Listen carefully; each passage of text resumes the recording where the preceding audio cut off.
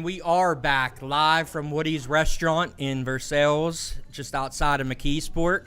Mon Valley Independent Sports Editor Jeremy Salou. To my left, your right, staff writer Jose Negron. Jose? We're back, Jeremy. It's good to be back. It is good to be back. We got a pretty special show tonight. We are going to break down our WPIAL playoff brackets featuring our local teams, and got some special guests tonight. We do. We got a lot of wins in this room, Jeremy. We do have a lot of wins. We got some zingers and one-liners going back and forth here too. That's always fun. Let's not hesitate. We got a lot of people to get to, a lot of people to interview. Let's do it. What we're going to do here is we're going to break down our brackets. We're going to start at single A. We're going to go up to 5A boys is where we have our McKeesport Tigers. Looking at the single A girls bracket here on our high technology iPad here. The lone team we got in Class A girls, I mean, we had a couple teams just miss out. Yep. Most notably, Menneson girls, came back under head coach Janine Vertachnik. But the only qualifier we had are the California girls. Yeah, and ninth consecutive playoff appearance for the California girls. They've made a kind of a habit of making it into the playoffs, and Right. kind of a different looking team this year. Bailey Vig graduated, so kind of left a little bit of a void for the Trojans, but some balanced scoring from girls like Michaela Boda and Sydney Smishnik this year, so they got a first round matchup with Sewickley Academy Tuesday. Yeah, it's definitely going to be a tough matchup, but one thing that I noticed as they transition from Chris Miner to Chris Nemec, the defense hasn't changed. They still play pretty decent defense. Yep. You mentioned Michaela Boda. She's averaging about 15 points per game. You mentioned Sydney Smishnik. She had a couple games over 20. But, I mean, obviously they're going to have their hands full with Sewickley Academy. They are the 8-9 game, right. So I think they gave California a little bit of respect for the kind of defense they play. Yeah. But it's going to be a tough matchup, and that 8-9 game is always a toss-up. Right, and even if they do get past Sewickley Academy, it doesn't get any easier having to face top-seeded West Green in the next round. So definitely going to be a tough road for the Trojans, but nice to see them get back into the playoffs once again. And awaiting them, if they would win, familiar opponent, number 1 seed West Green. I believe they're top 2 in the state. Yep. So obviously if they get past the Sewickley Academy, that's not going to be an easy ride through. But absolutely. Hey, it's the playoffs, and a lot of these guys in here let us know some strange things happen in the playoffs sometimes. Absolutely. You can never count anybody out. Next, we're going to take a look at the Class A boys bracket. Most notably there, for the 6th straight time, the Menneson boys won a section title, and led by a new coach. We have their former coach here representing Bell Vernon area, but head coach Dan Bosnick came right in, and the mission and expectations have not changed at Menneson at all. No, 14-8 overall on the year, 12-0 Section 2A record gets them the section title for a 6th straight year, and they get a first round bye in the playoffs, and they're going to face the winner of West Green and St. Joseph's, who plays Friday at Mount Lebanon, tomorrow at Mount Lebanon, or this Friday at Mount Lebanon. Specifically about Menneson, though, I mean, they've had an impact player come into the lineup, freshman Devin Whitlock, averaging about 18, 19 points per game. Right. But you got a loaded group of seniors, too. Elijah Payne underneath the hoop, Deshaun Howe, Darnell Howe, very talented, quick. And, Coach Bognes plays that up-tempo style, and it all starts with their defense. Yeah, absolutely. And, I mean, they have so much depth as well. It's not just those guys, but they have some young guys on the bench that have really stepped up in some big situations. And, they've beaten teams pretty good in each game this year. So they're going to be a force just like they always are in Class A. And one thing, I talked to Coach Bosnick earlier in the season. He mirrored what Coach Salvino did there. I mean, their non-section schedule continues to be top-notch. Right.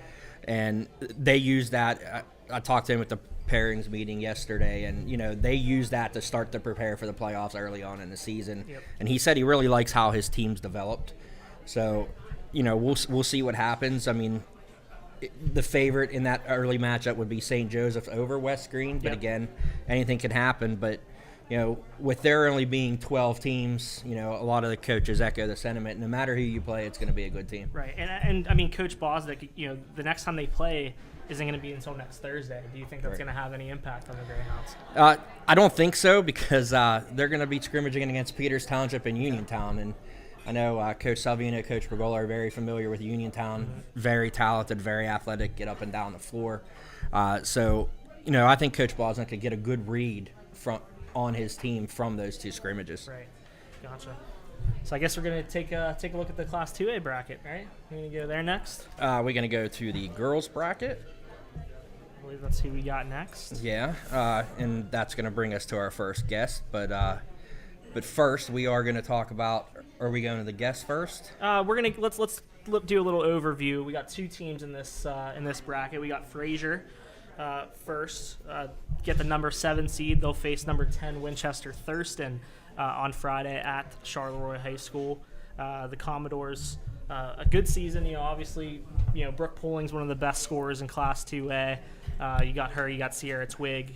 Seems like they've been pretty consistent each year. I think this might be their 8th consecutive trip to the playoffs. So, they're always a threat there. And they got a matchup with Winchester Thurston. So, obviously looks like they can probably do some damage. Anytime you have a scorer like Brooke Polling, that you're going to be a threat. Right.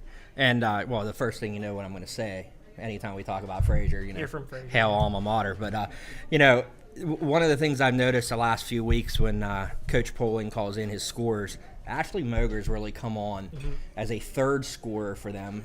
You mentioned Sierra Twig, who was our breakout athlete, last year for on the girls' side for the Super 6. But, Ashley Moger has shown that she can hit the 3-pointer. She can slice the lane if she needs to. So she's really opening things up for Brooke Polling, who, we know she likes to drive with the left hand.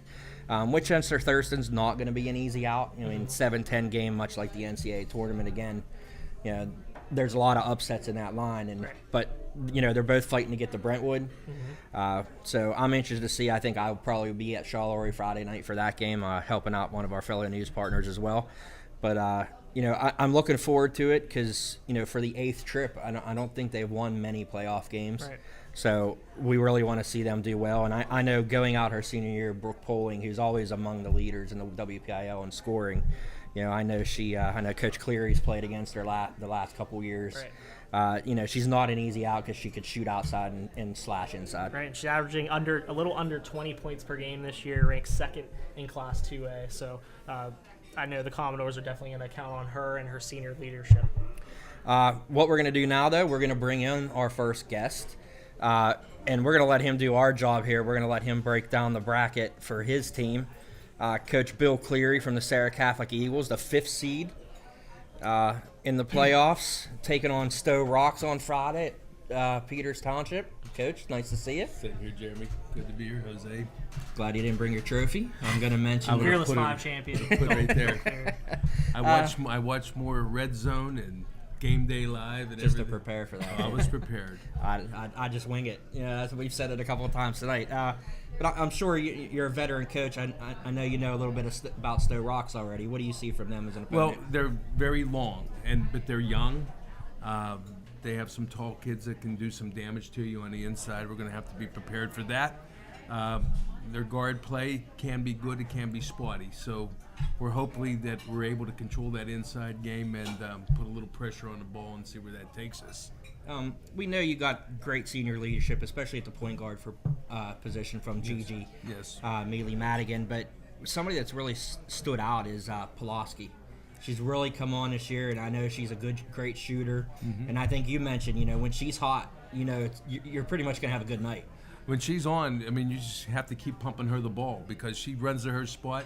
She has her hands and feet set, as we always like to talk about as a coach, and just deliver her the ball, and she can get it up quick. And when she's on, she could just drop in one right after the other. She almost set the 3-point record for one game up at Jeanette.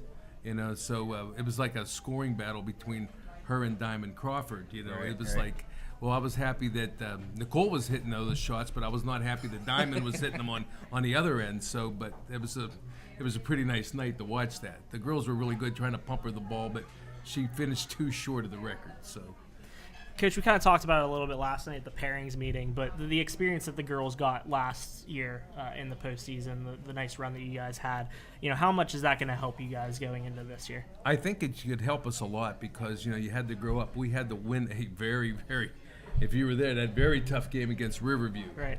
Very fortunate win against Riverview. We're not going to make any stories up here. That was the truth. So then we moved on and played Greensburg Central Catholic, who we split the season series with them, but the last time we played them, they really blew us out. And we turned back and basically returned a favor in almost like a similar score. We blew them out in the quarterfinal, which put us into the semifinals. So that was a good thing. Then we had to play Vincentian, who was very strong. And then we got an appearance in the state tournament, which we hadn't been there for a while. Right. So that was a really great run for us. And you have to grow up. The play. Like I heard mentioned before, like there's no bad teams now. You got to play somebody good, and you have to be prepared because nobody's going to rule over. Like in some section games you have where you say, "Oh, they're just going to beat us, or we're going to beat them." No, you got to be prepared, and you got to keep everybody seriously. We talked about Nicole a little bit and her chance to break the 3-point record. You did have a record breaker this year. Raina Andrews broke the rebounding record. Yes. And going into the rebounding aspect, how important is that, as well as defensively putting pressure on a young team like Stowe Rocks for you guys to come out successful? Well, we always talk about, and every coach in this room will say the same thing I'm saying, is that if you can make a team go one shot and out, Right. You have a great chance of winning. The team that controls the boards has a great chance of winning that ball game. So we take that very seriously. Rarely do I ever applaud a kid for a big scoring night, but I do talk to them about, good floor play, great rebounding. Raina told me at halftime that night, she goes, "That rebound record's going down tonight." And I just said, "Hey, help yourself." Right. You're allowed to break that one. You've been at this a long time. How do you prepare for a playoff game? I know it's a lot different than the players. They're coming into this, they might only get 4 shots at this, but you've been at this a long time. How do you see the playoffs as you enter? Well, you don't want to tell them it's a one and done, but you got to let them know it's a one and done in a certain way. But preparing for every opponent, taking them very, very seriously, breaking down film, giving the game plan, watching tape, and preparing them. So, but you also like in between you can't beat them up too much anymore. It's been a long season. It's going to hopefully gets longer. So, it's an exciting time of the year, and I hope they're, and you take the excitement with it and generate some enthusiasm, hopefully with the players. How do you feel about the momentum the girls are taking in to the postseason? I don't want to jinx it, but we've been playing well the last week and a half, and I know we went down on Monday night and played at Mapletown, and it's a Class A school, and we owed them a trip down there, but they're a playoff team, and they've been playing well. They were on a bit of a win streak, but we went down there and did a lot of things well down there that night. We played great defense. I mean, we rebounded well. We got the ball up the floor quickly, found open people, and if we can take that with us, I think it'll help us immensely as we hopefully go through this tournament for a while. All right, Coach. Well, I appreciate you coming in and joining us here. This is fun to get everybody together and taking a few minutes out of your playoff preparations to join us and be a part of this. And it's been a while since we did this, but we're glad to have you on, even though you have my trophy. I appreciate it. My wife kept saying to me, "Thank you very much. Jose's catching you." I said, "Well, I better start watching a little bit more Red Zone there." All right, Coach, thanks, guys. Thank you very much. We're gonna go to a 30-second commercial. We'll be right back with head coach Justin Waller of the Sarah Catholic Boys. The Mon Valley e-edition has arrived. Download the new MVI newspaper app today from your device's app store. Stay connected with your hometown news, at home or on the go. We got you covered. What happens here matters here. Subscribe to our e-edition today at www.monvalleyindependent.com. The Mon Valley Independent, your local Mon Valley news source.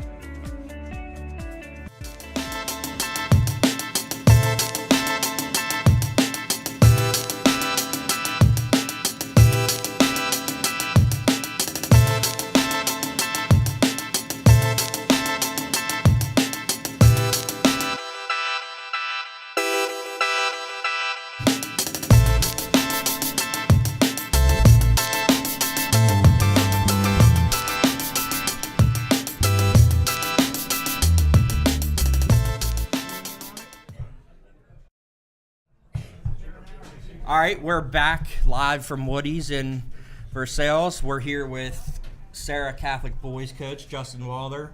The Eagles earned the number 2 seed in the WPIAL playoffs. Some of us here at the table, probably all of us, think they could have got the number 1 seed. But, Coach, thanks for joining us. you, guys. Congratulations on a great season. Thank you. I know you guys made a late push for that number 1 seed, but now you really mentioned about getting your team to focus. You know, all the worrying about where you're going to be. Now it's just time to go out and play. Yeah, last year was our first playoff game, and we came out very flat, and I don't think we knew how to use the bye.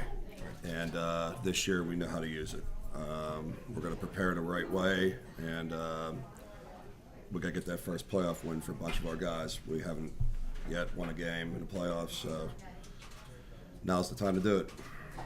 We've kind of talked all season really about the section schedule that you guys had, and being able to play against teams in higher classifications like Highlands and Penn Hills.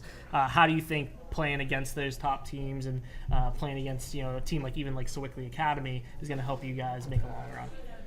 Yeah, a lot of our non-section games last year were against lower level teams, so we were favored in those games. But a lot of the ones this year, a lot of people were looking at us as, we're going to go play these teams, probably lose, but get experience. But we knew that we were going to go in and win or be very competitive. We had Penn Hills. We were up 2 with a minute and a half left. We ran away from Highlands. On Monday night, we ran away from St. LaSalle too. So we're prepared, and I think we're going to have a nice run. Obviously, you can't talk about your team without talking about Jimmy Moon first, averaging nearly 30 points a game. He has a couple 25 rebound games. I know he had 24 the other night. The play that really stuck out is he drove to the hoop and kind of took out a St. LaSalle kid. And when he was coming down the court, you said that's what big guys are supposed to do. How have you seen his development, just from the time he came in to now and where he's at and the player he is? He's really built himself up physically. He's got a trainer, and he's worked hard. It's the hardest working kid I've seen, and even back in the day when I played, he's outworked people, and he deserves everything he gets. He's really dominating. He could stretch the floor, and he's just fantastic to have. I mean, he's head and shoulders taller than everybody else too, but I mean, he could step out and shoot an NBA 3 and swish them, and he's very good, and I'm glad he's on my side right now. We've obviously talked a lot about Jimmy. We've talked about Khalil Smith, what he means to the offense. One guy in particular in your starting lineup that I think he doesn't really score much, but he does a lot of things right, is Chris Salemi. What have you kind of thought about his play this year and kind of what he's meant to your team's success? He's our glue guy, and he's going to get us 4 or 5 assists, 4 or 5 rebounds, 6, 7 rebounds. He does all the little things, and we've been matching him up on their point guard. And he's about 6 foot, and what sets him apart is he's very smart. He can score when he has to, but he's really our facilitator, and he's very, very good right now. And we have 5 guys, 6, 7 guys that we can go to and not blink, and they're ready. So I'm willing and ready to see them play. Somebody with Jimmy doing what he's doing, somebody that I think has kind of been overlooked a little bit is Khalil Smith. He got his 1,000 points as well in the last few games. Talk about how he's really come on and he's provided a secondary scoring option for you guys.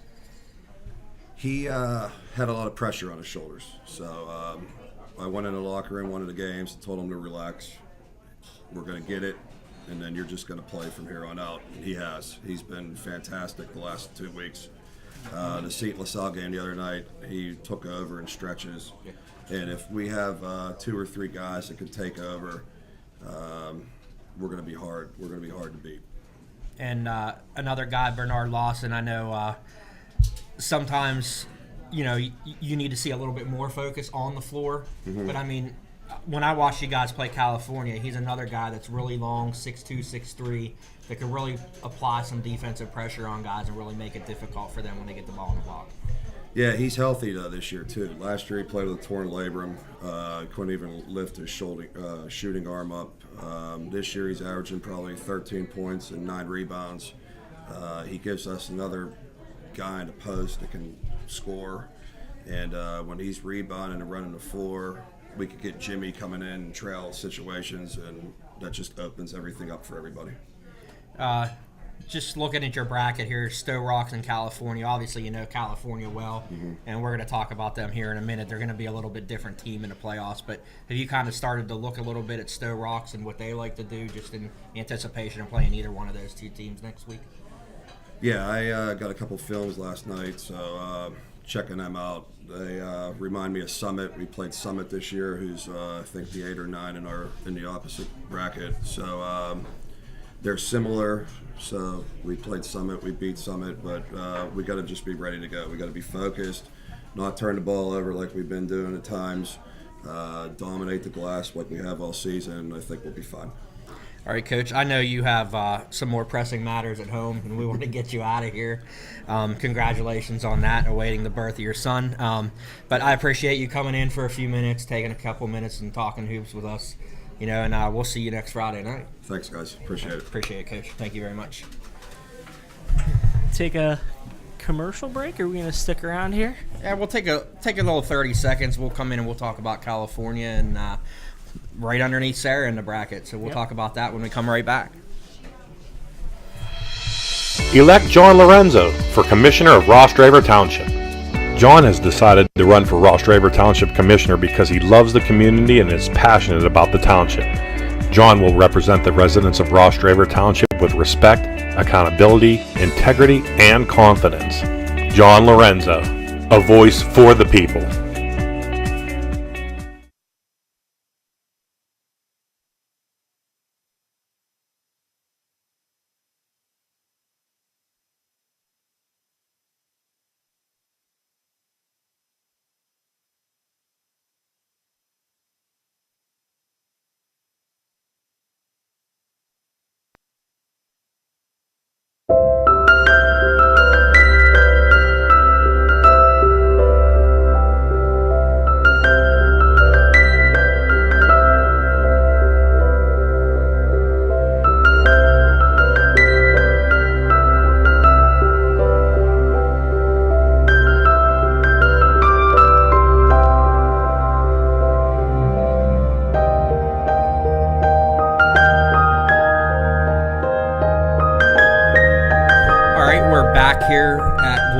Restaurant in Versailles. We're going to take a quick look at the other local team we have in the Class 2A boys basketball playoffs. California, Jose, the number 10 seed. I'm wondering if maybe the loss of somebody may have affected their seeding a little bit. Yes, they got number 7 Stowe Rocks on Saturday at Keystone Oaks. Their number 1 scorer is not going to be in the lineup as Malik Ramsey, third in 2A, averaging just under 25 points per game, ineligible for the playoffs after transferring from Laurel Highlands. Seems like that'll be a pretty big loss for them. Yeah, that's going to be a big loss. And I'm just going to say, everybody has had qualms with the WPIAL in some parts, and I think they just need to clean up the transfer rule. Mm-hmm. If your family moves into the district, you should be able to play. Yeah, I mean, for sure. just plain and simple. If they move there for a reason, if it's a good reason, you should be allowed to play because that's really going to change the dynamic of how the Trojans play. On the bright side, though, Coach Ryan, he's really come on late in the season, and I'm thinking, Coach Aaron Balla, kind of had to give him a push to say, hey, we're heading towards a season here where Malik's not going to be there.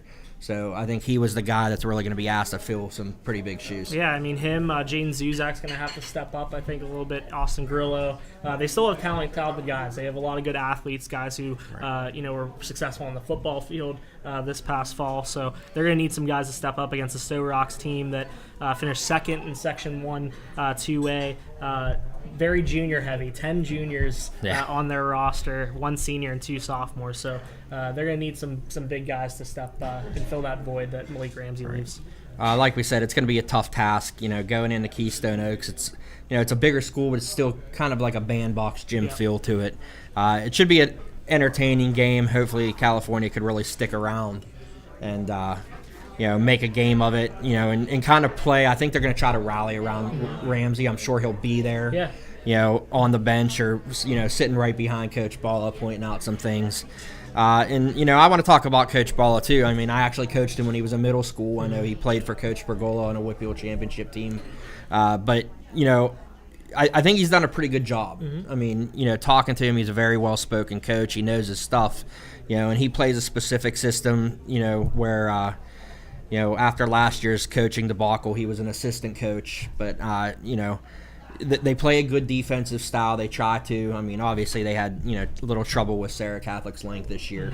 But everybody else in the section, they really matched up well. They upset Jeanette. So, he needs to get the best from his team. I'm sure he's going to relay that to them. But, hopefully they can, kind of shock the WPIAL here, even without the leading scorer. Yeah, crazier things have happened, so we'll see if they can pull it off. Real quickly, we will jump to Class 3A. The girls on the girls' side, we have one local team, the Best Center Bulldogs. They don't have an easy task either. Number 5, Avonworth at Gateway next week. They're missing Olivia Greco, their top scorer. One of the best in Class 2A. So they've struggled a little bit towards the end of the season with her out of the lineup. They're going to need girls like Elizabeth Trump and Frankie Pryor to step up. Definitely not an easy task when you got a first round matchup with Avonworth, and then if you get past them, you got to face either 4th seeded Carlinton or 13th seeded Elwood City. I know. We all know the Grecos really well, and I know Olivia is trying to get a release to be able to play. But I mean, when it comes to it, they're still a pretty young team. Like you said, Elizabeth Trump has really stepped up. Frankie Pryor too. They've been consistent and they've won a couple big games, but late in the season they had a tough loss at Charleroi, who hasn't had the best of years. So that, I think that kind of played a role in them getting the 12 seed. But hopefully they could find the best in themselves, just like the California boys who are facing a little adversity heading into the playoffs. Right, and the Bulldogs, I mean, they missed the playoffs last year for the first time in quite some time. I believe it was the first time in the last 5 years that they missed out on the playoffs. So they're pretty hungry to get back, and they are back, but definitely not the easiest road ahead for them. Right, and the biggest thing is, like I said, their youth. Chances are pretty high they're going to have another shot at the playoffs here. In this class's near future. So, and Olivia will be back. So. Right, and we're going to wish them the best. Hopefully they can pull off a little upset here. I mean, like we said, everybody in the playoffs is there for a reason. There's nothing but good teams. So, here's hoping the Bulldogs, who, we've kind of slid into our coverage area a little bit this year. So, obviously we wish the Bulldogs the best as they take on Avonworth in the first game. All right. Got the Class 3A boys. Do we want to take a little commercial break here? And then we'll get into that, and we'll talk to Charleroi head coach Bill Wiltz. Can't wait. Back.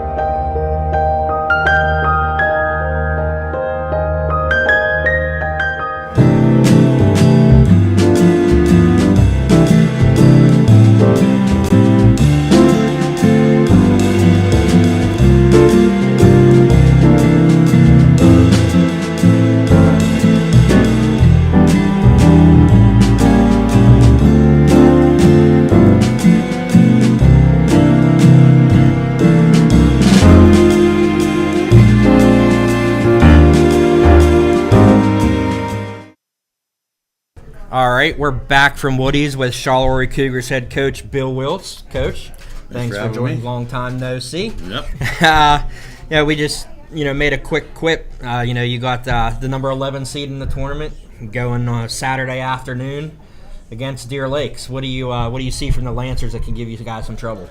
You know what? They're very similar to us. Their biggest kid's 6'3", so we're going to match up pretty much height-wise. They're pretty athletic, and so are we. And I think it's going to be an interesting matchup. I'm looking forward to seeing how we do against them. One thing I got to ask: how do you don't play many Saturday games? How's that week of preparation leading into a game on the middle of a Saturday afternoon? Your guys are usually out, doing what high school teenagers do. It's hard, and it seems like the AAA bracket on the boys' side always plays a Saturday afternoon. So our playoffs are Saturday afternoon. Sometimes I get them up and take them to breakfast, and just to get them up and make sure they're awake.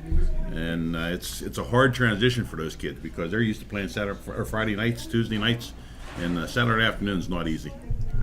You've gotten some consistent performances this year from guys like Lee Zanardini, Joey Caruso, Legend Davis, Marty Foster. Zach Usher has been a big guy who's come up big for you guys this year. It seems like there have been some games where he's kind of put you guys on his back and really taken over. What has he really meant, for you guys this season? If you have a good point guard, you have a chance of winning because you limit the turnovers. He sees the floor well. He gets his assists, and right now he's shooting the ball from the three-point line very well. So he's right now on the entire package. Only being a sophomore, we're very impressed with him. Right. A lot of what you like to do revolves around, you mentioned Zanardini and Caruso.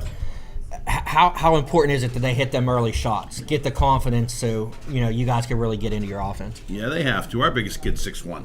Right. We have a perimeter game. We don't have much of an inside presence at all. And if we can score from the outside, which is all four of our guards can shoot from the outside pretty well, if we get them on and they get their confidence up, we can be hard. We've had practices where we haven't missed a three-pointer. I mean, it was amazing. Last Sunday we had an evening practice, and it was everything they shot went in.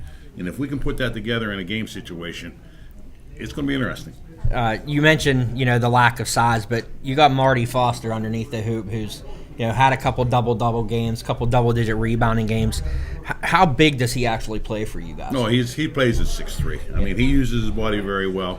His low post moves are phenomenal. He don't get any block shots. He's playing against kids 3-4 inches taller than him, and he just has the little baby hook, and he has all the low post moves you need for a kid that's undersized.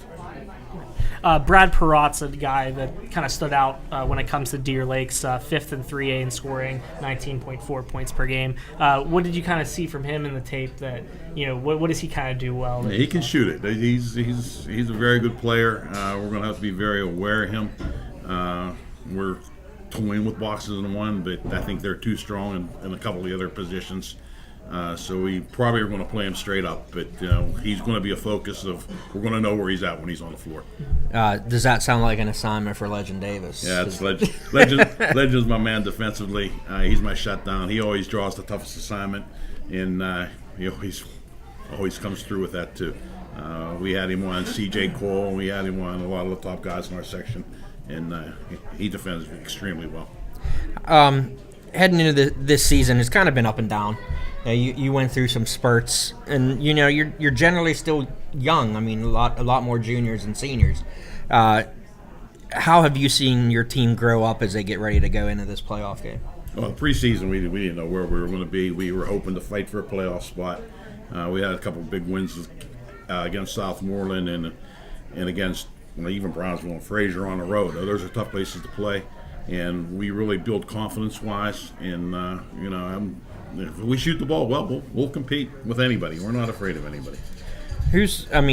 Would you say that, kind of, I don't want to say surprised because you just hadn't seen a lot of him, but Usher, has he kind of been the surprise, and not only just what he's done on the court, but kind of leading you guys?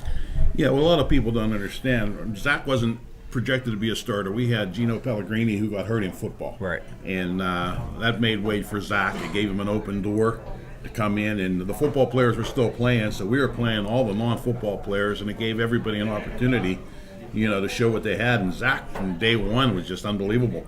His vision is really, really probably the best I've had in a while, since probably Vinnie Graham, as far as seeing the floor.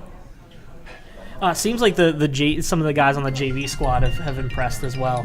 What do you think of some of the younger guys and what the future lies for the Cougars and the boys basketball program? Our JV team lost 2 games all year. We have a lot of good shooters there. Joey Caruso's younger brother Jake. We left practice today. He was shooting from the volleyball line. It had to be 25 feet. And he made 3 or 4 in a row. He can shoot it, and that's going to be we have a very nice freshman group. Will Wagner, Gavin Thays, nice good freshman team, and it's the future looks good. Does that kind of get your engines going a little bit more? I mean, I know you've been at this a long time too, but that kind of remotivates you when you see a young group like that come in and kind of give you a good look at the future. I think the biggest thing is they're good kids. It's hard to coach when you got kids that don't want to cooperate. And these kids are cooperating. They bought in. They listen. They do everything they're told to do, and they're fun to coach. And I think that's what's bringing my motivation back. It's just a fun group to be around. All right, Coach. Well, we appreciate you coming down. Get yourself something good to eat. Maybe have a couple of drinks. Have a good time. I appreciate you coming down and taking some time with us. All right, thanks you. Thank you very much, Coach. All right.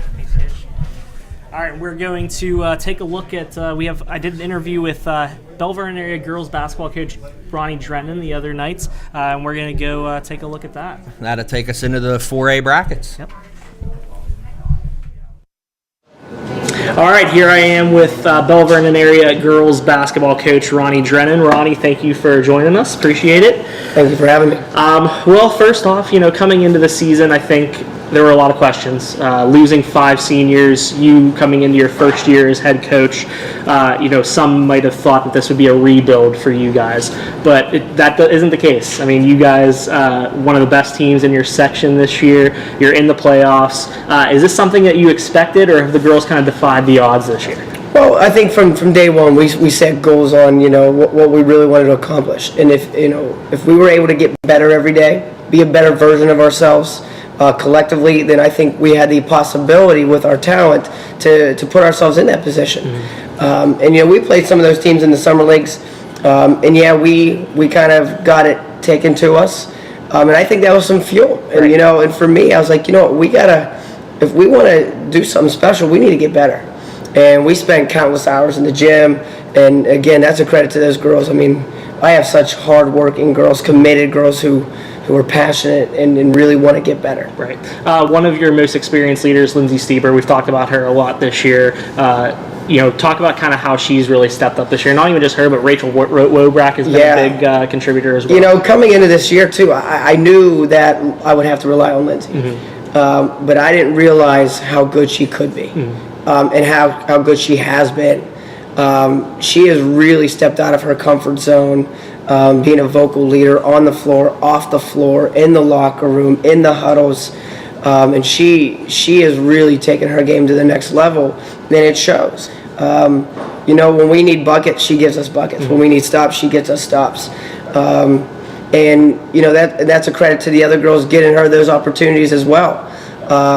And then Rachel has become a whole different person since the beginning of the year. Mm-hmm. We have really worked with her on just, everything from body language, verbal language, and she has become, very important to what we're doing. And again, she has been dedicated since day one that I got here. Mm-hmm. And she has made herself, a college player for sure.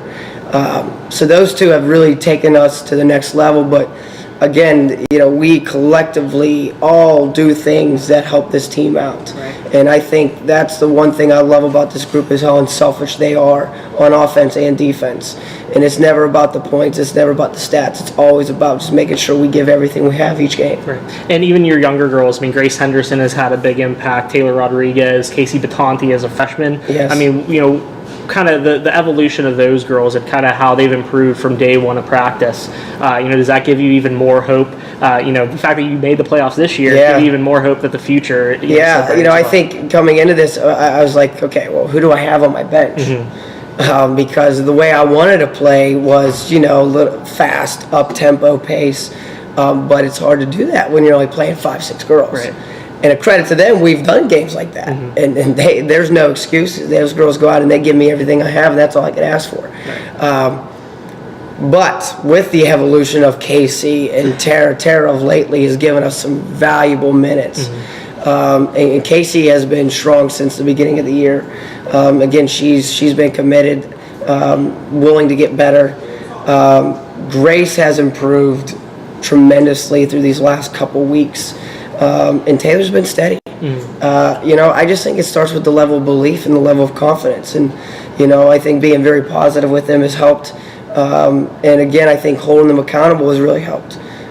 So giving them the strict, the hard, and also being very positive on the same end is really, I think, molded all of us to believe that, you know what, we can do this. Right. And right now we're here. All right, so Coach, coming into this year, we know that you're a teacher at Marion Elementary, you're a physical education teacher. So teaching students, teaching kids isn't something that you're familiar with it. Yeah. What's it been like to be able to teach these girls and be around this group this year? Yeah, I think from the beginning I was blessed with the opportunity to be here. And I really saw it as a smooth transition. Just from training some of the girls over the past couple of years, I knew them. I knew them as a person. I knew them as an athlete. And I just felt like it was the right fit. Right.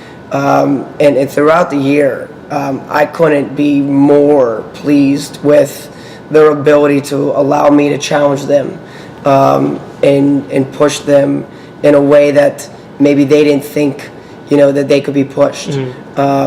And they've allowed me to do that, and I think that's one of the main reasons why we've had success. And I think that sometimes, makes up for the numbers that we have, the talent that we have. And I did say this to the girls at EF. I said, no matter the outcome of this game, you guys are winners because you have great character. Nothing bothers us. We have great attitudes. We play for each other. And I think that goes a long way. And I don't know how much coaches stress that, but I stress that a lot because I think if you could get these girls to believe that they can do something, and they trust you and they believe in you, then they can get it done. Right. And I think that's one of the things I've been most proud about this year is just their work ethic, their commitment, and their ability to let me hold them accountable and their grit, their passion and perseverance throughout the year. Right. All right, every day, just come in, new mindset, effort level, of energy, of focus, attention to detail, and let's continue to get better throughout these next couple of days. All right? Really good job today. Good practice. Really good job today. Let's go ahead, Tay. Attitude on 3. 1, 2, 3. Attitude! DC Triple X! All right, Coach, I appreciate it. Best of luck in the playoffs. Thanks for joining us. Thank you. Back to Woody's. All right, we're back. Thanks, Jose, for sending it back. And, hey, there you are. Here I am. Technology is wonderful. It's wonderful. You got to talk pretty in depth with Coach Drennan. I obviously know him pretty well too after watching him and being a teacher in Kenzie's school. But what are the impressions you get of his team? Heading into the playoffs. Well, I mean, coming in, I think I kind of mentioned it there in that package. A lot of people probably thought that this was going to be a rebuilding year for the Leopards. Right. You lose 5 key senior starters. You never really know what to expect, but he's had them prepared. He's had them ready. Lindsay Stiebers kind of led the way as the senior leader. Rachel Wobrack's been really good for them, and they have a really nice young group that has stepped up as well. So, they come into the playoffs. They got the number 9 seed. They got Keystone Oaks on Monday at Peters Township, and they're ready to do some damage. I'm sure. Keystone Oaks, it's a team some of those girls are familiar with, maybe not Coach Drennan since he was with the boys team last year, but it's a former section opponent, Jillian Piccolino, Division I recruit going to Kennesaw State with a lot of other WPIAL recruits down there. It's not going to be an easy out, but I think the way that I've seen them play, especially the last 2 games, I mean, they beat section champion Elizabeth Ford on their court, and they came back the game before that and beat Southmoreland on the Leopards' home floor. So 2 big wins heading into the playoffs. I definitely think that helped with their seeding. Right. I don't know if you mentioned or not, they finished tied for 3rd with McKeesport, who swept them in the regular season. But I definitely think those 2 wins kind of helped a little bit. Yeah. And watching them play Elizabeth Ford, who this talented bunch, the development of Grace Henderson inside, I think is going to be huge.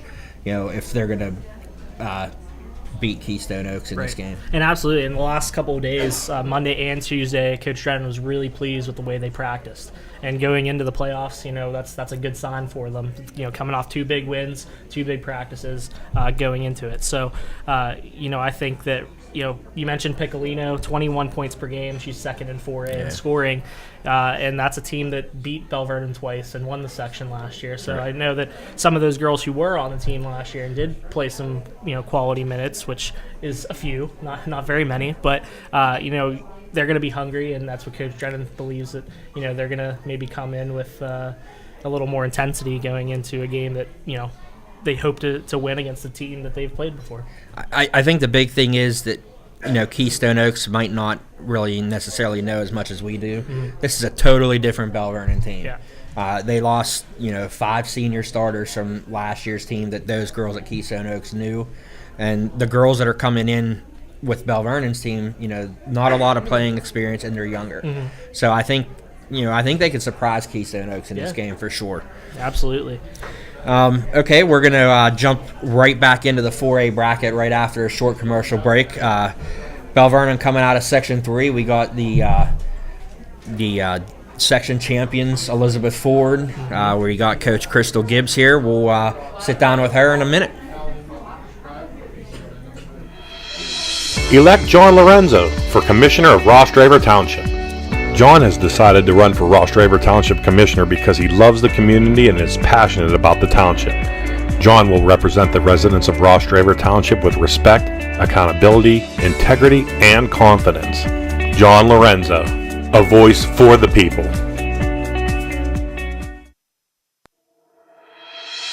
The Mon Valley e-edition has arrived. Download the new MVI newspaper app today from your device's app store.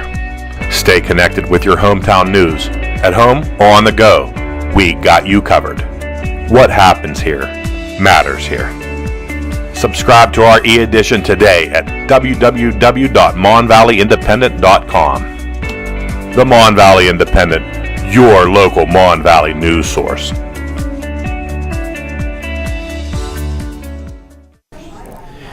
All right, we're back with section champion winning coach Crystal Gibbs. Coach, thank you for being here with us. Nice to be here. Obviously you look like you just came from practice. The first thing we got to ask, though, you guys got a little banged up in the last couple games of the season. Health-wise, how's your team looking? We're looking stronger. Okay. So that's all I can say. That's a good thing. I'm sure you've had a chance to, do your due diligence on Knock a little bit. I know, Sure. I think it was last year. I think Bell Vernon beat them in the first round. They lost a bunch of seniors, but, they have a transfer from St. Joseph's, Ewing. Shearer and Burkett seem to be their other two really good scorers. What do you see from them on watching film that, they like to do? I only got to watch about half of their game against North Catholic.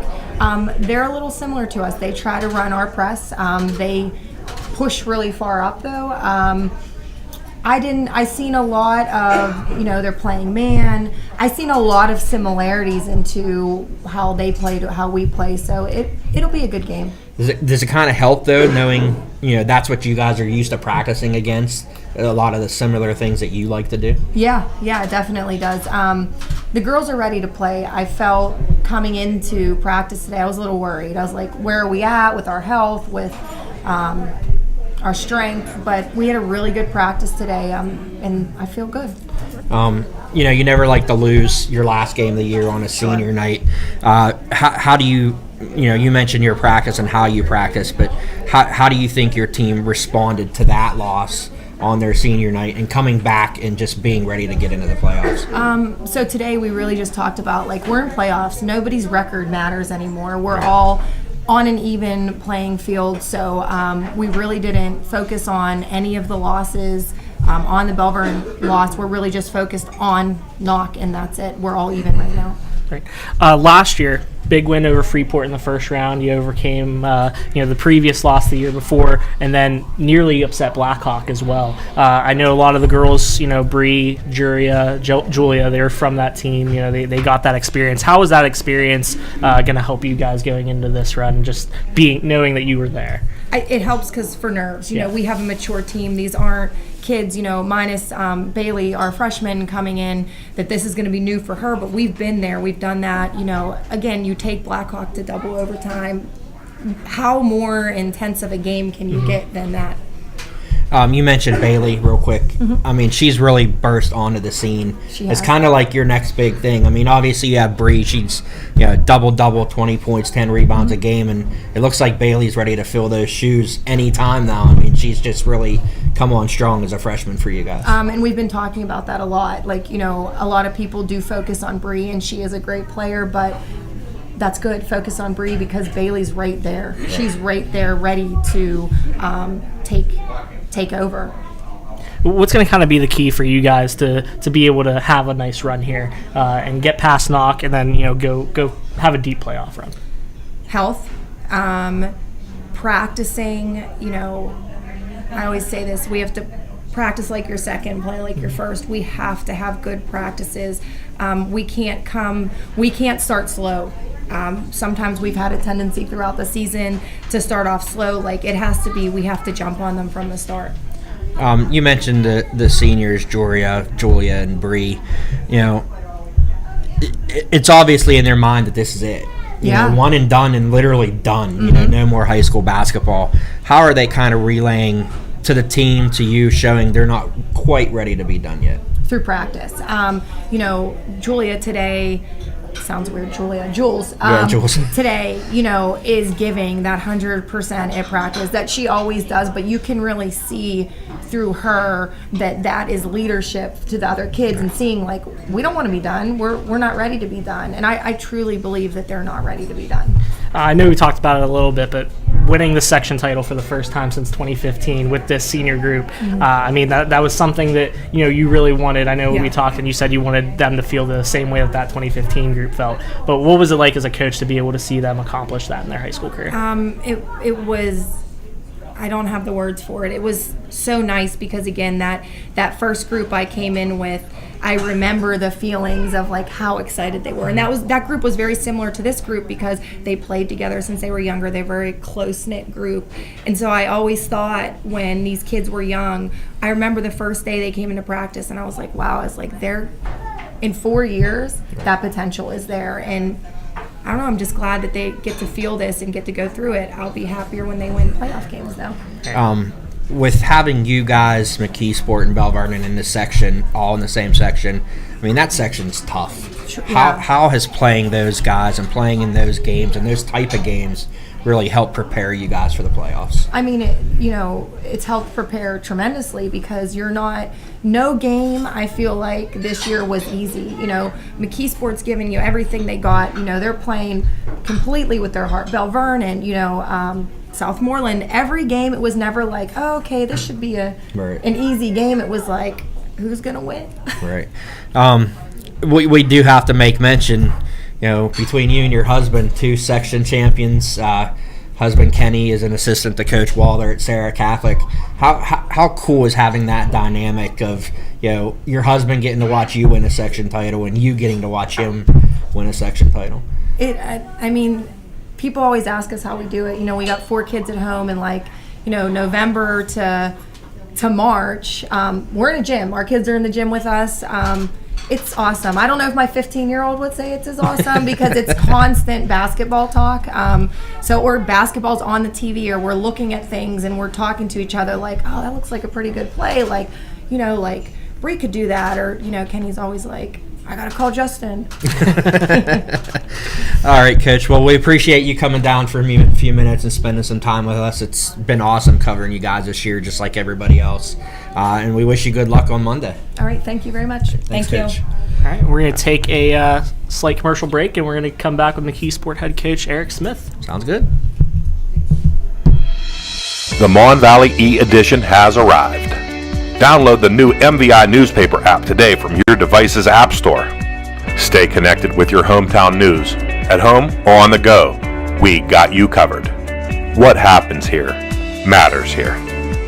Subscribe to our e-edition today at www.monvalleyindependent.com. The Mon Valley Independent, your local Mon Valley news source.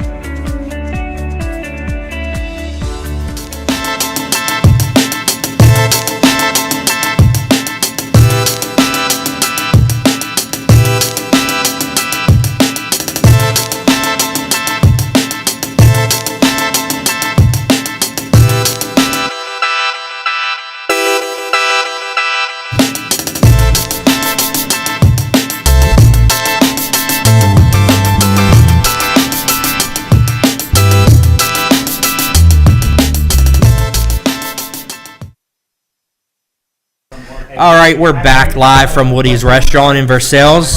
Jose, we're joined by McKeesport head coach Eric Smith. Coach, I have to say, your girls are probably the most aggressive team I've seen tonight, and obviously that's caused some problems, for other teams. You have to be happy with what your girls did this year. No doubt. We practice that way. Every day. And I don't want to say it's been all year because it's a culture that we've been trying to change a little bit recently. We weren't real happy with some things that were going on earlier on in the year, and then he says, you know what, let's get after it. And right around mid-season, right after the Christmas holiday, we really got after it, and been playing pretty well lately. She's a young player, but Jyla seems like she's really accepted a leadership role for you guys and has really turned into a more vocal, more passionate kind of leader for what you guys want to do. Just talk about her development and just how cool it is to see it in such a young player. Everybody loves to watch her play. I mean, every game, whether or not it's somebody like yourself or whoever, fans of the game, they just love to watch her play. Because she does, she's like your old school player. She loves to get rebounds. She takes charges. She gets putbacks. And then this year she's even developed a little bit of an outside game. She's been able to hit a mid-range shot, and that creates a little bit of matchup problems too. But I mean, she does everything that you ask. She gets down and dirty. She dives on the floor. She does everything I mentioned before. And that's kind of what you want, and we're pleased with it. But that's kind of how she's been. She's just started to develop more of a skill game this year than she has in the past, and we're kind of anxious to see where that's going to take us.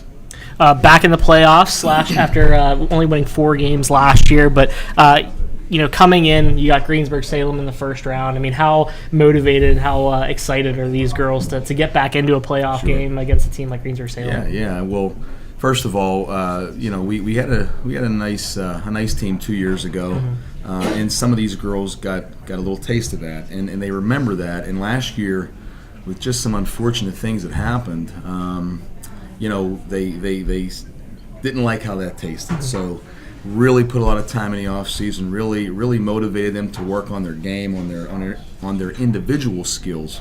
And now you got Greensburg. I mean. And I told you before, Rick Klimchuk, the coach out there, I've known him for a while. He always has his girls ready to go. They're going to be pressuring. They're going to shoot the three. He's been around the game for a long time, coaching girls and boys.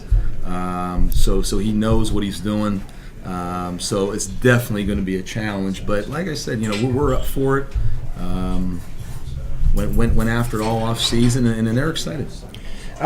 You mentioned I think one of the things that really struck me was, just the sheer size you guys have. How much can that help you, dealing with, Greensburg-Salem, let's say Megan Kellogg. She likes to drive the lane. She gets most of her points from the free throw line because she's so aggressive going to the hoop. How much can your size really try to neutralize that? Yeah. We'd be foolish not to try to take advantage of it. I don't know if we have size. I mean, we have, Nevaeh Stepanek is probably our biggest big down low, and she might be 5'8". But they play bigger. That's what I mean. Like sizes. They're good, nice wide shoulders. Absolutely. They're aggressive and they go for the rebounds. Yeah. So, and that's tough to match up for a lot of teams. Right. And we have to take advantage of it, but the guards got to give them the ball, and can you go against the good defense they're going to be playing against you, which Greensburg is going to. So it'll be a challenge. You mentioned Nevaeh Stepanek. What's it been like to be able to welcome her into this group, and I mean the huge impact that she's really made, offensively, rebound wise, really all over the court. And she does those things. She's she has great hands. She's a great finisher around the basket. Very raw still as a freshman. Still learning a lot about the game, especially on the defensive end. But she's come miles from where she started at. We're excited to have her. She gives a great compliment. 2 years we had John Asia Cash, as our leading scorer, and that's when Jyla Bray was a sophomore, and she really even the year before that everybody was focusing on John Asia, And Jyla really flourished then, and she realized what she could do. Now some teams are starting to focus on Jyla, and Nevaeh's kind of the forgotten one, and I think she's accepting that role, and she's doing some great things with it. I know one player that's really come on is Layla. She's really, she's turned into another scoring threat for you. I know Emma's had a couple games where she's been around 8 to 10 points. Yep. How much can that balance really help you in a game like this? Yeah, absolutely. I mean, you mentioned two guards that we have that are very long. I mean, Layla's 5'9", long guard. Emma's kind of the same boat, and those two have had some really good games for us. Layla brings a lot of energy off the bench for us. She can even start if we need her to. Emma's that senior leader that we have, very steady. That never gets rattled, and she probably won't come off the floor unless she's in major foul trouble. But you mentioned the word there, which is balance. We feel that we're going to go probably 9 deep on any given day. And who knows who's going to score? You mentioned Emma, you mentioned Layla, you mentioned Jyla, and we can go on and on. They've all been the leading scorer. We probably had 7 different leading scorers in a game this year.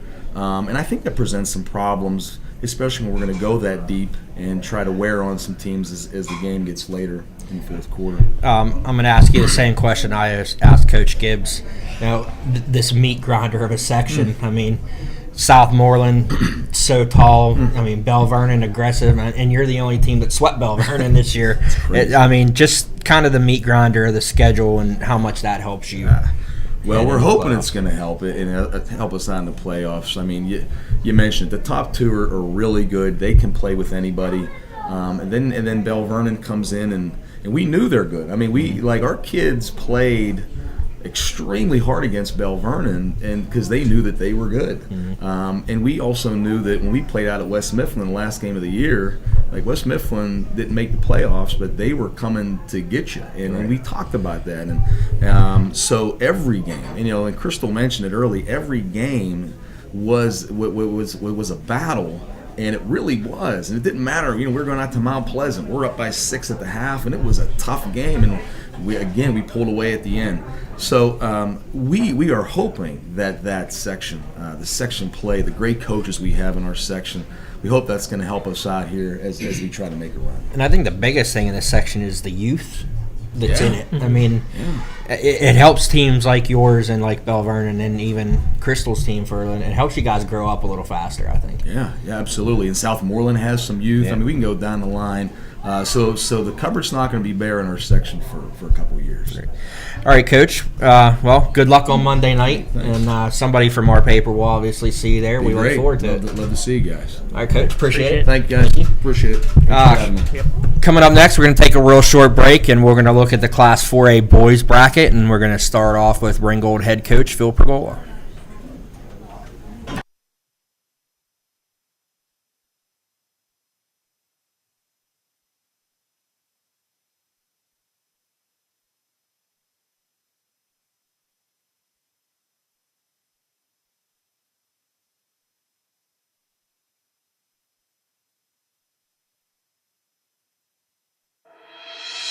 Elect John Lorenzo for Commissioner of Ross Draver Township.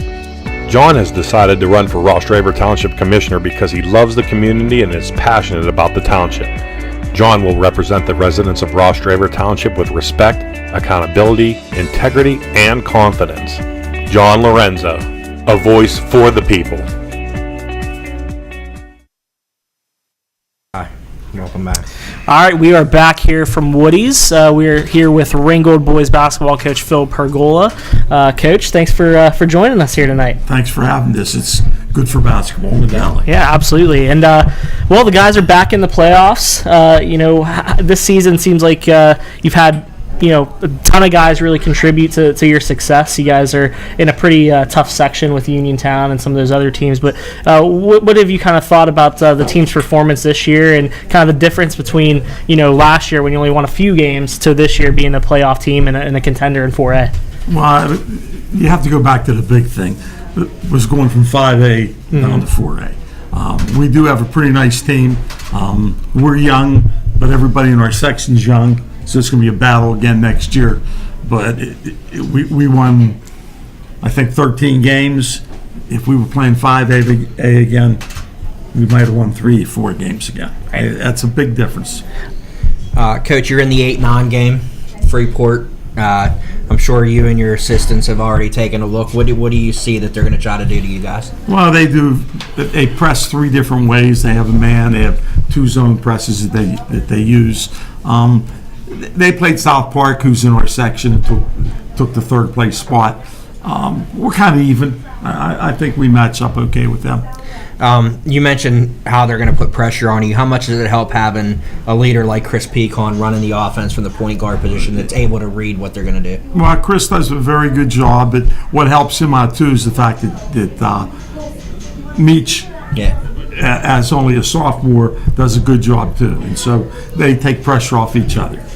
Coach, I know at the beginning of the season when we talked, you said one of the biggest keys was staying healthy. I know last year, Ben Lawrence, Chris Pecan, Meach, they all were hurt and never really were on the court at the same time, even Luke Wyvert. But what's it been like to be able to see them healthy and really all on the court at the same time and making a big impact? Well, that's been the real key to our success this year. Chris did miss 3 games and Lawrence missed 1 game, but that's been it. And let's hope that you just didn't jinx us. Right.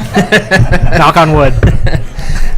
Coach, one of the things I know we've talked about in interviews is how well Luke has done under the basket for you early on, especially early on in the season. First 10, 12 games, I think you started out 10-1 or 10-2. It seemed like every night he was getting a double-double for you guys under the basket. Just talk about his development, how he's really come on as a player. He's done a great job, and he's done it on his own in the summertime, and I got to give a lot of credit to the Greb League because 2 years ago he was the 11th man on a 9-man team in that league. His coach didn't even know his name. And in this past year, he was probably the leading rebounder and a key big man throughout the league. He's just done an excellent job for us. Coach, what do you know about Freeport? What kind of do they do, and what kind of things are they going to do to kind of try to frustrate you guys? What do you have to do to get a win against them? Well, you have to do the same things against everybody to get a win. You got to rebound, and we might have a little bit of a height advantage on them. They have a very good point guard, who is Bill Brown, former California coach's grandson. Also plays in the Grad League. He played in the Grad League too. So I know a little bit about him because I've seen him play. I would say that we have to shoot the ball well and limit the turnovers because they do like the pressure a lot. You kind of had a roller coaster the last, say, third of the season, 2/3 of the season. And one of the things you keep saying is you have to get back to playing defense the way you guys played in those first 10, 11 games. What is that exactly that you guys need to do better? Well, we have to stop penetration, and when penetration does occur, we have to get in that help position. And our kids are having a hard time because they come back and they'll say, well, I was helping, but then they threw it to my man and he scored. But that's a chance you take when you play the help defense. If you watch enough games on television, it's a 3-point game now. Right. One of the things you mentioned yesterday, too, at the meeting when we talked is the 8 o'clock starts. You don't play any 8 o'clock games, like you said, unless you're playing in a tournament. Does that make your preparation any different at all? Well, it gives you a little less. It gives you a little more time after school to get ready to get on that bus and go to the game. I'd rather play the 8 o'clock game than the 6 o'clock game. Right. Leadership-wise, Jaden Taylor has been pretty big for you guys. What has his leadership meant to these guys? Still a pretty young group that you have, but what has he kind of meant, as far as being a vocal leader and his play on the court as well? Right. Well, we only have 3 seniors, and Jaden's the only senior starter. Mm-hmm. He gives us a consistent game. He does lose his temper a little bit, it more of himself than his teammates, but he keeps them grounded. Mm-hmm. How important is it for Jaden to get off to a good start? I know against Cannon Mac, you guys fell down big in the first half. Jaden didn't score. Second half, Jaden hits his first shot. You outscore him by 14, make it a close game there at the end. You talked about how proud you were of your guys battling back in that game, but how important is it to hit that first shot or within the first couple of shots to really get him going. Right. Well, a lot of players are that way. They need to hit their first couple of shots. Jaden gets down on himself maybe way too much. But if he comes out, hits his first 2 or 3 shots, he's in for a really good night. You got a lot of guys on your coaching staff that have really helped you too as well. What have they kind of meant and helped you with go as the season has gone on? They're the key to our success. Mm-hmm. There's no doubt in my mind about it. Bruno Papasergi, who was the head coach at California at one time, runs our defenses. His son Chad runs our offenses. And there's days of practice I just sit around and watch. You're like Coach K. You're just the CEO, right? I don't know about that. All right, Coach. Well, I appreciate you coming down. Good luck on Wednesday night. I'm sure we'll see you there. Thank you. And go get a win for these guys. Thank you. And thank you for doing this for Beth. No problem. That's what we love our jobs. Thanks, Coach. All right, we'll be right back. We're going to take another short break, and we'll be back with Bell Vernon area coach Joe Salvino. Good.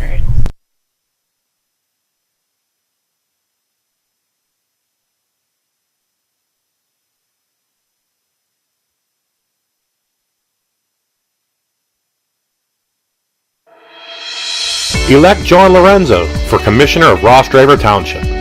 John has decided to run for Ross Draver Township Commissioner because he loves the community and is passionate about the township. John will represent the residents of Ross Draver Township with respect, accountability, integrity, and confidence. John Lorenzo, a voice for the people.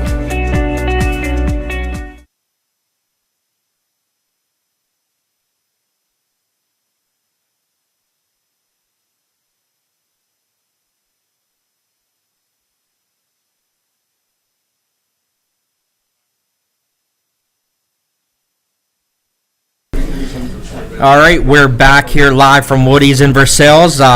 We're with Bell Vernon area coach, and we were just laughing here. It feels weird saying that a little bit, Coach. Joe Salvino is with us.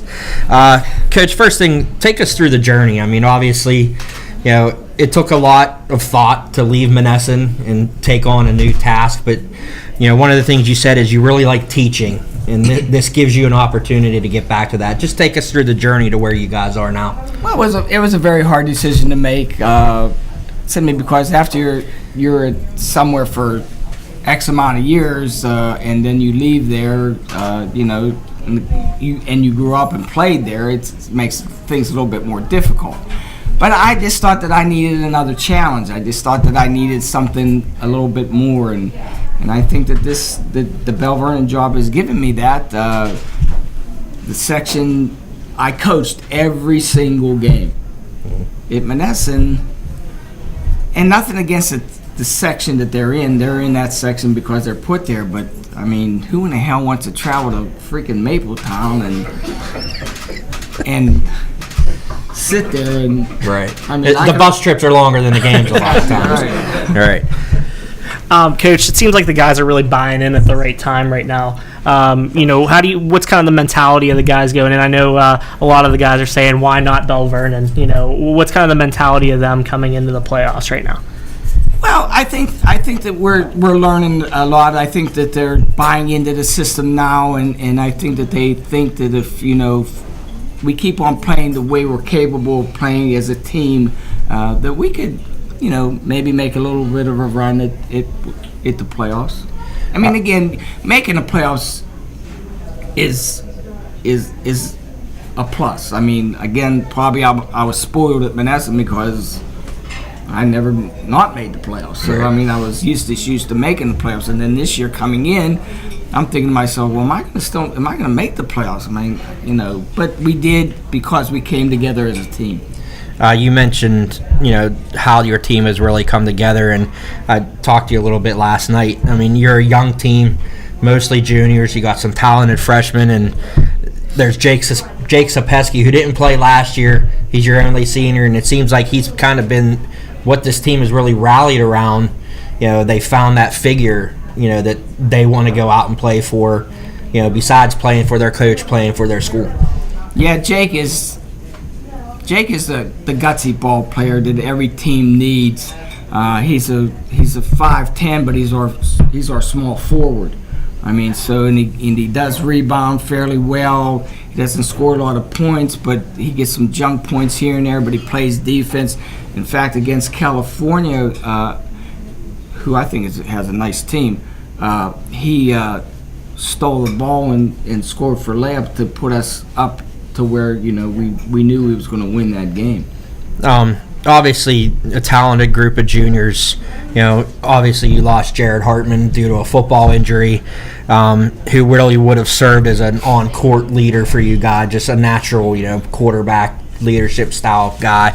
But it seems like lately, Cam Newser, Mitch Polott, and even on a little bit lesser scale, Hunter Rakonen, they've all kind of stepped up and have taken that leadership for you guys. Yeah, I think that was one of the things in the beginning of the year. There was no leaders on the floor, and everybody was playing as individuals. And we talked about people trying to step up to be leaders, and I think that those people that you mentioned, even Larry Callaway, is a person that I think that could be a leader, and it has shown in the last couple weeks.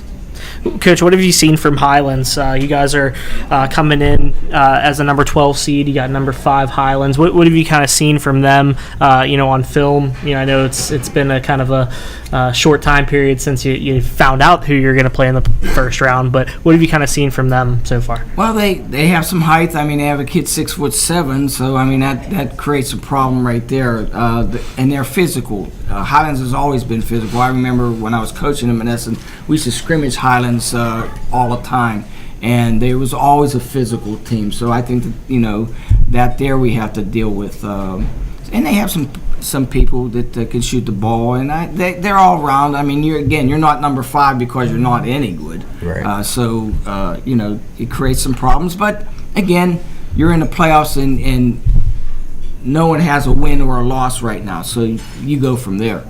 How much does playing the aggressive style of defense, really help you do what you want to do offensively? I know you like to get a lot of points off in transition and get into the turnovers and turn over other teams. How have your guys really developed into playing that defense? I know last year they played kind of an up-tempo style, but your style's a little bit different. How have they adapted to the defense you want to play? They have started adapting to it very well. I mean, we like to do a lot of trapping and a lot of different things like that on defense, so we could create a lot of transition points. Simply because, I mean, your defense could be your offense, and that's what I try to do, because there's a lot of days that you're not going to be able to hit that 3, or you're going to do some things that offensively that you just can't do. But if you're playing defense constantly, you could create a lot of things, and I think that the kids have bought into that for the most part. I'd like to see them trap a little bit harder, a little bit stronger, but they're getting there. One of the players I wanted to make sure we talk about too is Mitch Polott. Seems like from the beginning of the year to now, his confidence has really, it kind of roller coasted there for a little bit, but it seems like he's really, found himself on the inside a little bit, and a lot like you mentioned about Jake, he's going to go hard for you all the time. Yeah, Mitch gives you 110% all the time. He's our force inside. He works really, really hard. He's a strong kid. I just need him to score a little bit more. I mean, if he was scoring all those shots that he takes, he'd be averaging 30. So yeah. I know he works hard, and you got to give the kid a lot of credit. But he's doing his job, and hopefully during the playoffs he can score 30.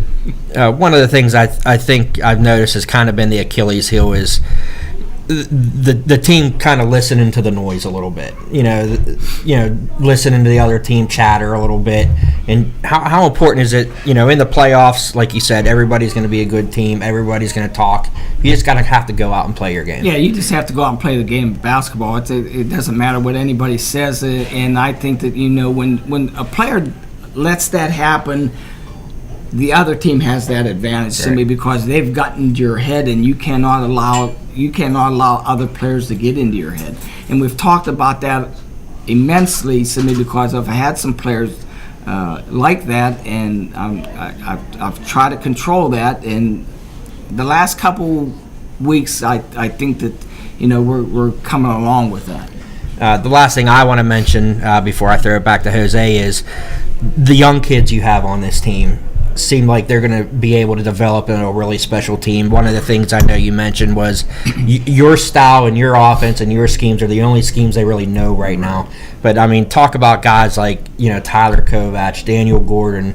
I mean, they've come in, provided good minutes for you guys, and I know I'm probably missing a couple, but that young group that you're able to bring off the bench, Jake Haney is another one. He's had a lot of big shots this year.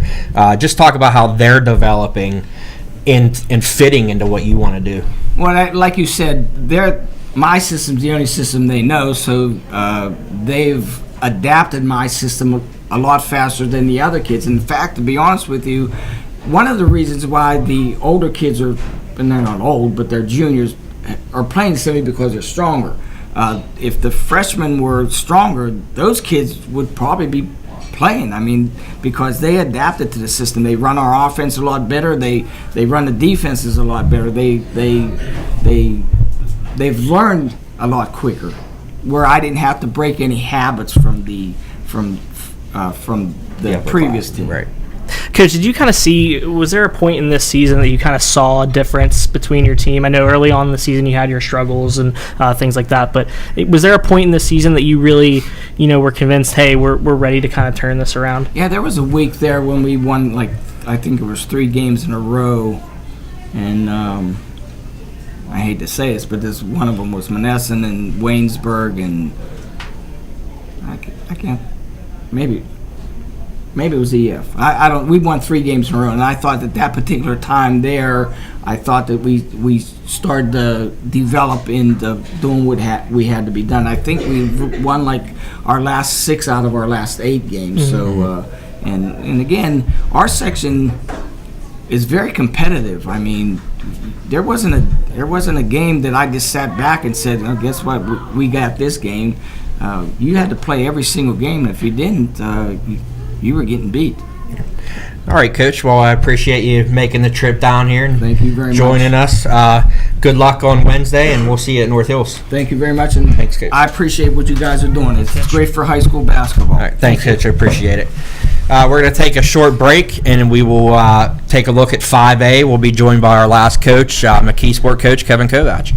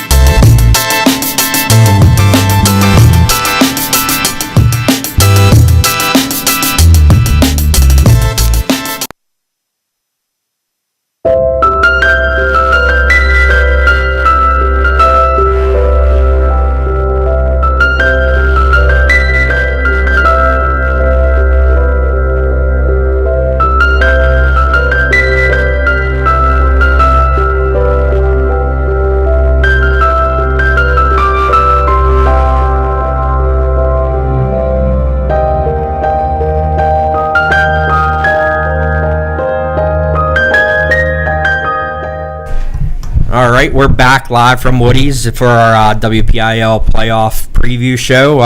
Jose, we're joined by McKeesport boys coach Kevin Kovac. Coach, thanks for making the trip down. Close trip for me, about 2 minutes away. Yeah. So, nice that you guys are doing this. We appreciate it. Number 9 seed. We talked last night. It's about where you thought you'd fall, but 5A is loaded. 5A is wide open, I think, too. Where do you see your team fitting in here against Shaler? Shaler's tough. I don't know how much film other coaches watched, but this is my first year, so I stayed up to about 3 last night. I got, I think, 4 of their games scouted. Tremendous point guard Reynolds. They got Few, who's a shooter. He's a scorer, smart player. Number 20, I don't want to butcher his last name, but he made 4 threes in the game that I watched. They do a lot of things similar to us, believe it or not. They play very up-tempo. They get it in quick. They run a 2-2-1 press like we do. They do some fronting, man pressing and stuff like that. And they kind of go play like we do. They're a little more in sync. You know, their coach has been here a little longer than I have. But they're going to be a tough matchup for us. We were thinking Shaler more so than Hampton or whatever. We had heard things, and I actually wrote the bracket out, and I got it all right. So I don't think there's no awards for that, but basically that's where we thought we would be, and we know who's looming above, which we won't talk about until after Monday. So, yeah. Coach, loaded section that you guys were in this year. You finished third behind Penn Hills and Woodland Hills. What did the guys kind of learn from playing against teams like that, and even getting a big win against Woodland Hills? Well, our section was a meat grinder, as I said all year. And if you look at our non-conference schedule, we finished 11-9. Every team we lost to non-conference made the playoffs except Hempfield, and Hempfield was pretty good.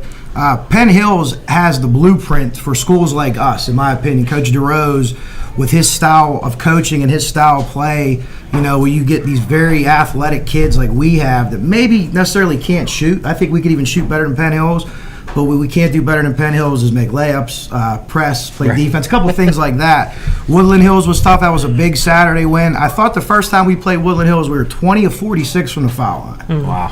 Yeah, 20 of 46 from the foul line. We shoot 50 every day. Maybe we should shoot less. But Penn Hills with, Keandre, phenomenal scorer. And even the lower teams, we dropped a game late to Elbert Gallatin. And then they're in the playoffs. And I was like, man, that was like a bad loss. But watching and thinking more about it, we didn't take care of our business. But there's no horrible teams in that section whatsoever. Everybody can play. Gateway's coming around. They'll be good, too. I tell you what, I want to schedule like Tom Izzo. I don't want to play, whatever school you never heard of, some river that you never heard of. I want to play top teams, so we're ready for the playoffs. And I think that's what we did, not intentionally, but the way our schedule worked out. We played a buzzsaw, and I like it. Let's go play. You got a ball, you got a court, we'll play you. One of the things, as soon as you guys walk in the gym, first thing you guys are noticing is Diamante. Just his size, his athleticism. He's averaging a double-double at 20 and 12. But you have a guy like Christian Moore who's really came on late in the season, and Wyatt, really taken some of the scoring pressure off of Diamante, and which actually opens him up to be able to do a little bit more. Talk about how those guys have really helped you. We've talked about that since day one. Everyone knows Tay-Tay. You can't miss him. He's big and long, my kind of player. Score, threat, he could do a lot. I think he might have had a double-double every game this year. He was around 21. I don't know if he had 13 or whatever rebounds it was. He also has blocks, assists, steals. Chris Moore is a dead red shooter, we like to call him. He's a little streaky. He actually just got picked for the round ball game in Penn Hill. So, cool. Chris, if you're watching at home, you better be doing your homework. But congratulations, I'll tell you again.